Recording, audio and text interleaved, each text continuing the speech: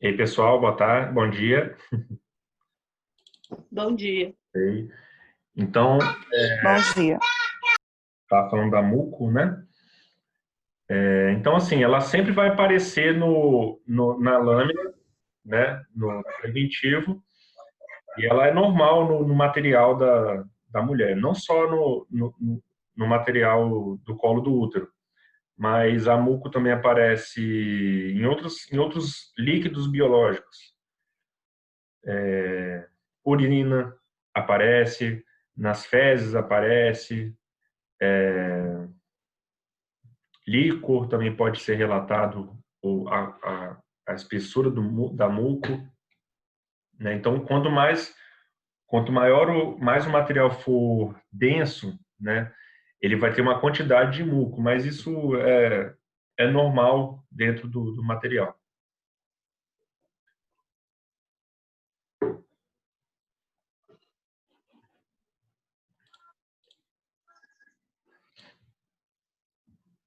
E também podem aparecer, né, alguns espermatozoides.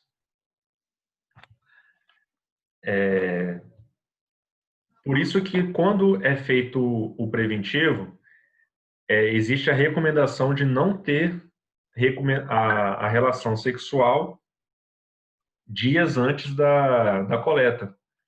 Por quê? Porque o espermatozoide, ele fica no colo do útero, no endométrio, por dias, né, após o ato sexual.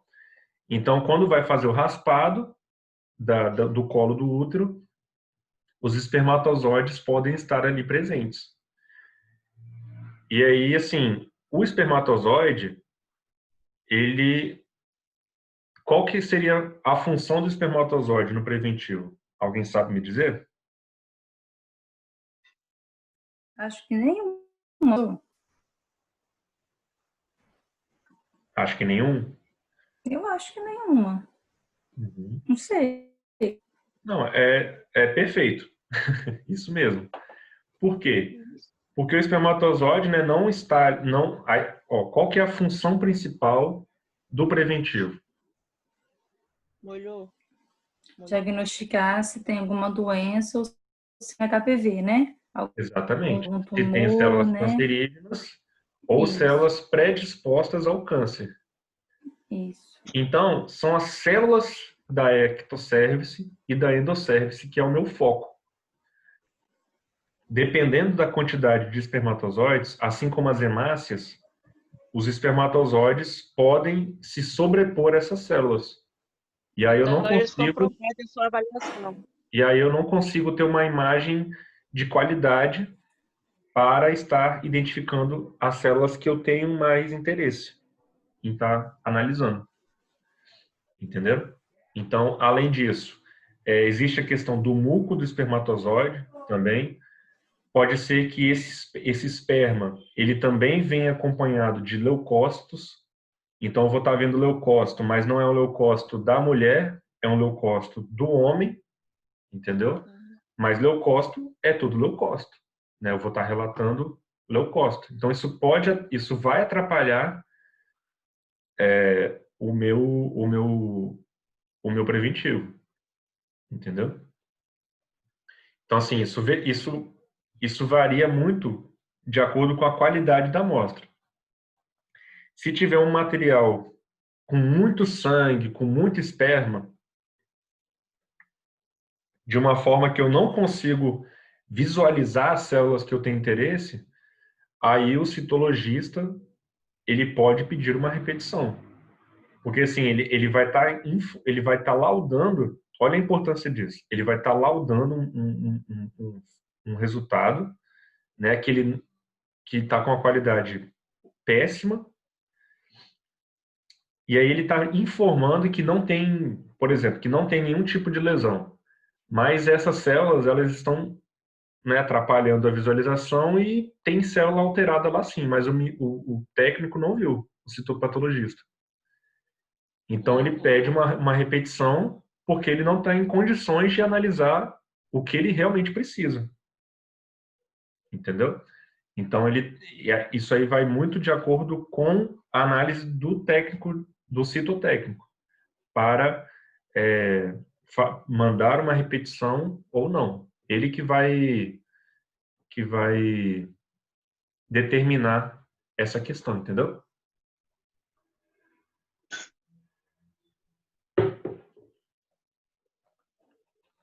Mas o importante é que o paciente seja orientado a esse tipo de informação antes da coleta, que é não estar menstruada, que é não ter relação sexual 3 dias antes, 3 a 5 dias. Então, assim, tudo tem que ser orientado ao paciente. Se ele não sabe, né, se ele não é informado, ele não tem como ser culpado, né? Não pode ser comprometido nessa situação. Tá bom? Mas aí o espermatozoide, ele aparece dessa forma, né, tradicional, né, a forma completa dele, e ele pode prejudicar, né, a visualização das células de interesse. Também podem aparecer lactobacilos, né? São essas estruturas aqui essa aqui, ó, são lactobacilos. Elas estão na microflora vaginal da mulher natural, né? São comuns de estarem ali presentes, né? Elas também podem aparecer no preventivo. E aí é colocado frequente, abundante, né? Isso pode ter algum impacto no laudo também.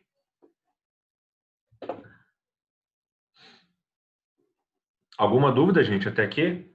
Vocês estão entendendo?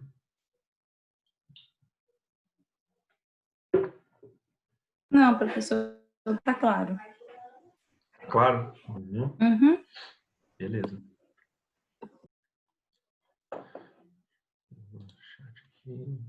Daiana, sem dúvidas. Beleza, Daiana. Então,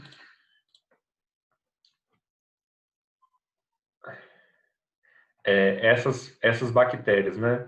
Elas podem ser lactobacilos, né? Que são o grande comum desse tipo de material. Pode ter um padrão anaeróbio, que é compatível com a ausência de lactobacilos, que são invariavelmente presentes nesses padrões de flora.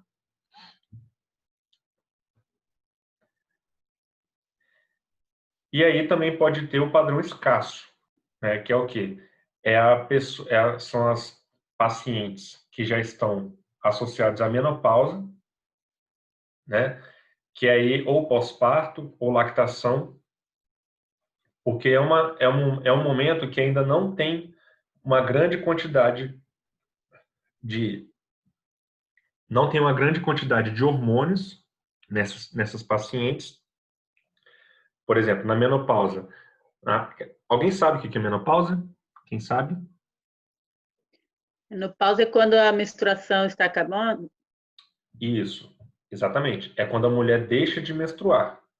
Né? A mulher ela tem um ciclo, até alguma certa idade, ela fica menstruando, e aí quando ela entra na menopausa, ela deixa de menstruar. Ela deixa de liberar o seu óvulo feminino. Oi? E a partir de quantos anos que começa isso? Depende. Tem mulher que é com 50, 55, 45, depende da quantidade de gameta feminino que a mulher nasce tendo. Depende de uma série de fatores. Né? Não é possível, eu não consigo te falar assim, uma idade exata. Depende de mulher para mulher. Tá. Tá bom? E aí, quando ocorre a menopausa, que é a mulher para de menstruar, ela também deixa de receber alguns hormônios, né? Então, esses hormônios, eles também chamam o lactobacilo, que é esse que a gente está falando aqui no slide. Então, quando recebe menos hormônios, ela também deixa de ter uma quantidade que ela tinha normalmente antes da menopausa. Por isso, professor, que quando a mulher entra na menopausa, ela tem que fazer reposição de um. Sim. Mas isso varia de cada pessoa para pessoa, né? Aí tem que ir ao médico, tem que fazer uma análise exata do paciente, entendeu? Não é uma regra para todo mundo. Todo mundo que entra na Ah, tá. menopausa tem que fazer a reposição. Não é assim. Ah, Não tá. é regra geral para todo mundo. Aí Ah, tá. tem que entrar com o médico para avaliar a necessidade ou não, né, desse tipo de reposição hormonal. Se precisa ou não de hormônio. Uhum. Ok. Eu finalizo aqui então, né, esse slide das aulas. Né? Saiba viver eternamente buscando estudar e aprender coisas úteis e proveitosas a você e a seu próximo. Que é a mensagem. Não. Eu acabei falando que acabou, mas não acabou não. Tem mais assunto. Achei que tinha acabado. Desculpa. Me confundi aqui. Porque geralmente eu coloquei eu esqueci que eu botei esse slidezinho aqui. Mas tá bom, foi mal. Erros de gravação. Então, coleta de material cérvico-vaginal, né? Aqui a gente está falando da coleta, né? Observe aqui, ó, o espéculo, ele abre o canal vaginal para receber, né? Para conseguir fazer a coleta do colo do útero.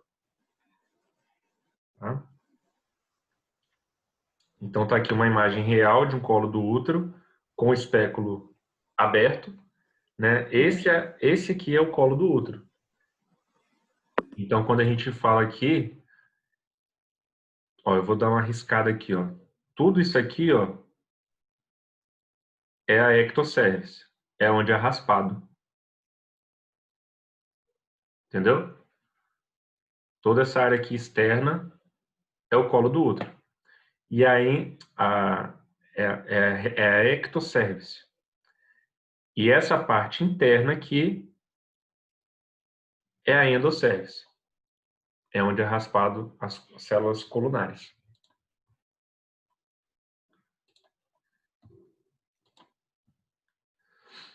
Então, né, envolve a coleta do material, a fixação com álcool 96 ou 95. Né? Teve algum aluno que me perguntou durante as aulas, essa semana, né?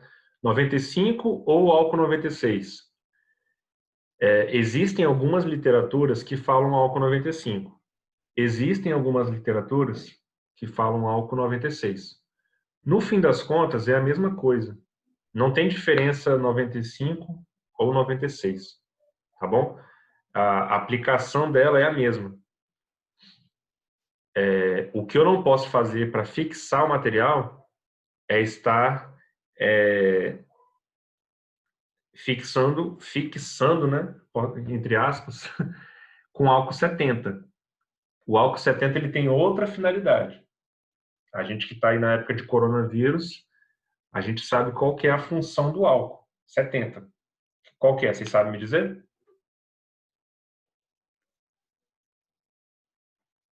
Oi? Higienizar as mãos, professor? Sim, higienizar as mãos. A função do álcool 70. Mas por que o álcool 70 ele tem essa função?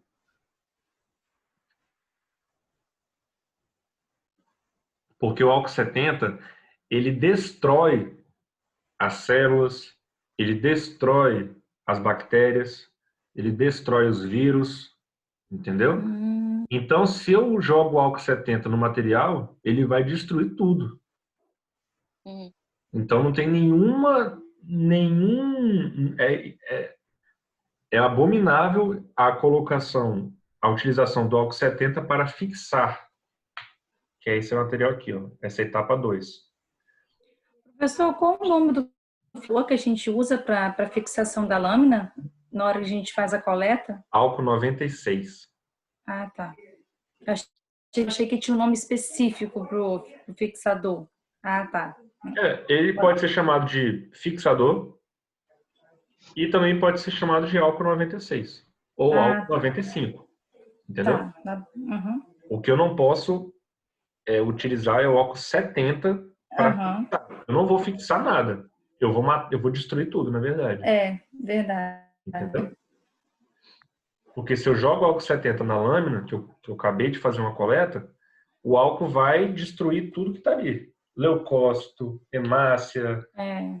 bactérias, fungos, vírus, Uhum. tudo. Tudo que tiver Não vai ali ler vai nada, ser né? liberado. Vai acabar lendo nada na Não lâmina. tem. Não aparece nada. Entendeu? Uhum. Então, isso é uma atividade. Quem deve fixar o material? Né? Quem faz a coleta. Né? Então, é o médico ou, dependendo da região do Brasil, é o enfermeiro. Em alguns locais, o Uhum. enfermeiro faz essa coleta. Mas ele deve ficar atento à utilização do álcool fixador, que é o álcool 96. Uhum. Jamais o álcool 70. Tá bom? Ok. Uhum. Então tem que estar também identificado, né? Porque pode confundir o álcool 96 e o álcool 70. São incolores, têm a mesma, são bem parecidos, né, visualmente. Então tem que estar muito bem identificados e diferenciados. Então, o esfregaço vaginal, ele consiste em recolher as células que descamam espontaneamente, né? O que é isso? Na hora que a gente faz a coleta, né, as células basal, intermediária, superficial, elas vão seguindo um processo de descamação. Elas vão subindo de camadas em camadas ao ponto de serem desprezadas. Então, é essas células que vão ser examinadas no preventivo. As secreções, as secreções obtidas contêm células cervicais, que aí são a da ectocervice e endocervice, muco e polimorfonucleares ou estiócitos. É aquilo que a gente falou, a gente não consegue diferenciar qual o leucócito que está ali. A gente só identifica se ele tem vários núcleos, que é o polimorfo, e o estiócito, que tem apenas um núcleo. Essa é a forma de diferenciar leucócitos na citologia. Podem aparecer também bactérias, vírus, fungos e parasitas. Né? Isso também aparece no preventivo. Isso também deve ser relatado. Estou encontrando aqui muito fungos, muitas hifas. Né? A mulher está com a candidíase, né? Suspeita de candidíase. Então, no laudo, vai estar lá presença de hifas, presença de blastosporos, né? Que é isso induz a uma condição de candidíase, por exemplo, né? Uma proliferação aumentada de fungos.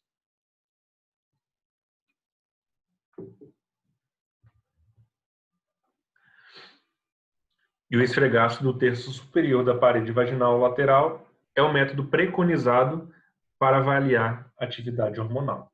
É um detalhe apenas. Então, o instrumento mais utilizado para efetuar a coleta é a espátula de Aire. Aire é o próprio citologista que inventou, né, essa espátula em 1947. E aí ela permite abraçar toda a região da ectocervice e penetrar na endocervice, né? O foco dela é a ecto, mas ela ainda tem uma pequena parte da endocervice. Então eu faço uma rotação de 360 graus, aqui ó, na imagem. Então eu vou fazer uma uma rotação aqui, ó, na ectocervice, né? Vou raspando essa área para conseguir o material da ectocervice.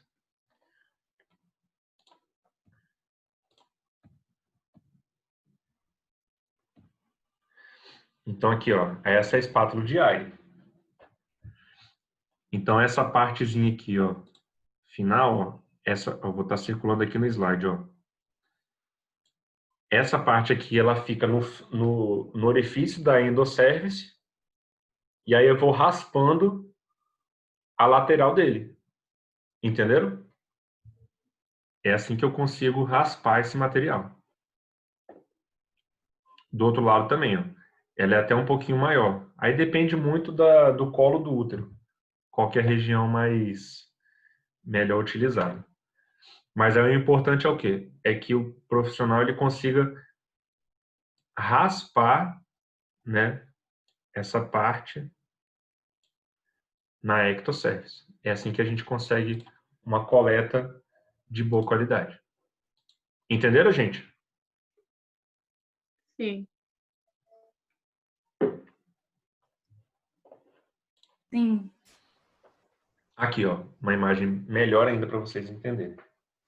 Então eu insiro essa parte aqui, né? Ela fica aqui encaixadinha e aí eu vou roteando a ectocervice, conseguindo raspar, como se eu estivesse raspando mesmo o meu braço, por exemplo. Pega uma régua e começa a raspar o seu braço, o seu dedo. Você tá ali juntando células da sua pele. Aqui é a mesma coisa.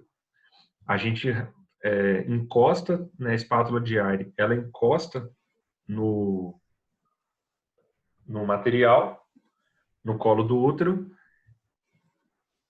e aí a gente consegue um raspado da ectocervice.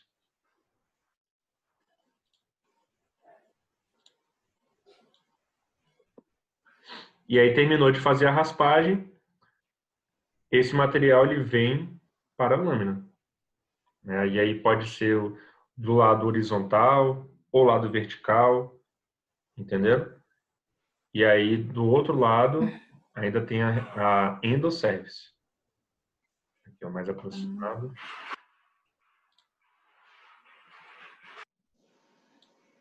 Ok? Ok. Aqui, ó. Mais próximo aí para vocês verem. Gente, só um minutinho, por favor. Vou ter que interromper aqui um minutinho. Só um minutinho, por favor.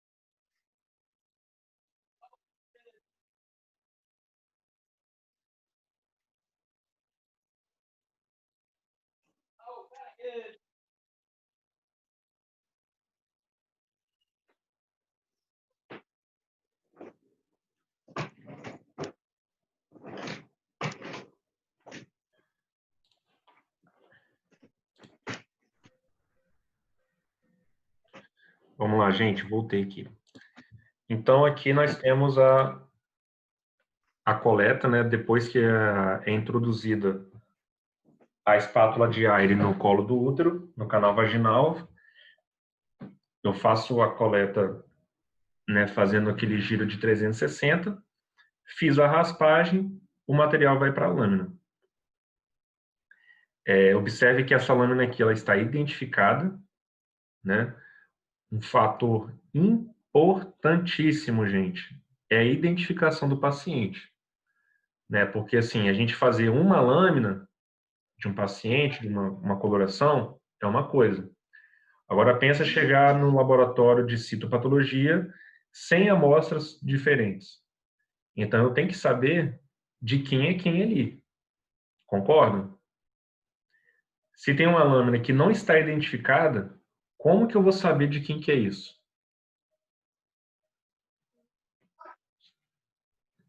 Vocês estão me ouvindo? Sim, professor. Então, Sim. então aqui, essa identificação aqui, ela é importantíssima. Não adianta nada a gente ter o melhor corante, ter o melhor profissional, ter as melhores condições de trabalho, né? Se a gente não tem a identificação correta do paciente. Como que eu vou conseguir ter a certeza que esse paciente, essa lâmina é da Juliana e não é da Andréia, por exemplo? Eu não sei. Ela não está, se ela não tiver uma identificação precisa, eu não vou ter a confiança de estar liberando um laudo para o paciente certo, né? E aí, essa identificação, ela também tem que ter um cuidado especial. Por quê?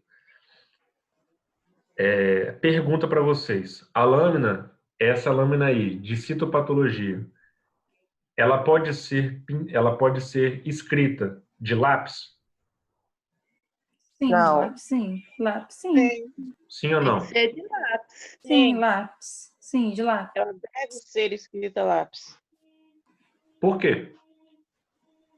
Porque a caneta ela soltaria na hora da fixação.